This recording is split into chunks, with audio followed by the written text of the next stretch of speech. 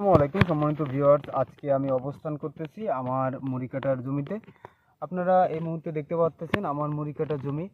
আমার মুড়ি কাটার জমিতে আলহামদুলিল্লাহ প্রত্যেকটা গাছই সুস্থ সবল রয়েছে এবং মাটি সাদা হয়ে গেছে। এখন এখানে যেটা করণীয় সেটা আজকে ক্ষেত পর্যবেক্ষণ করতে এসে যেটা আমি লক্ষ্য করলাম সেটা যে আমার ক্ষেতে এখন কোপ দেওয়া খুবই জরুরি হয়ে গেছে।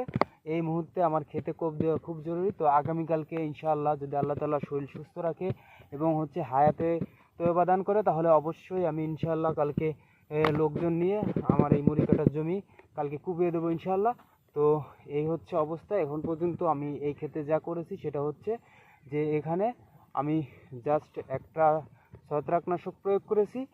আর যে আপনারা দেখেছিলেন যে আমার এই জমিতে প্রচুর পরিমাণে এই ভাদালে নামক এই আগাছাটা হয়েছিল, এটা নিড়ানি দিয়ে দিয়েছি। এটা যদি পরিষ্কার জমি থাকতো তাহলে এই কাজটা করতে হতো না।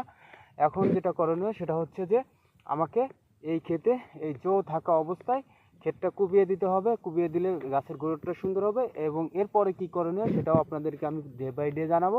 তো মুড়ি কাটা চাষ সম্পর্কে বিস্তারিত জানার জন্য আপনারা আমার চ্যানেলের সঙ্গেই থাকবেন এবং যে আমার থেকে যদি কেউ আরও অভিজ্ঞ হয়ে থাকেন তাহলে অবশ্যই পরামর্শ দিবেন। কারণ একজন মানুষের পক্ষে সব কিছু জানা পসিবল না।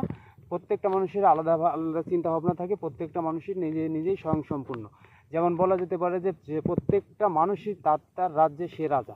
তো সেই হিসাবে যারা বেশি অভিজ্ঞ আছেন তারা অবশ্যই সহযোগিতা করবেন যে কোনো সমস্যা হচ্ছে কিনা। তো মোটামুটি আমার পুরো ক্ষেতটা আপনাদেরকে দেখানোর চেষ্টা করলাম। তো আগামীকালকে আবার আসবো জমিতে, তখন আবার কথা হবে। সে পর্যন্ত সকলে ভালো থাকবেন। আসসালামু আলাইকুম।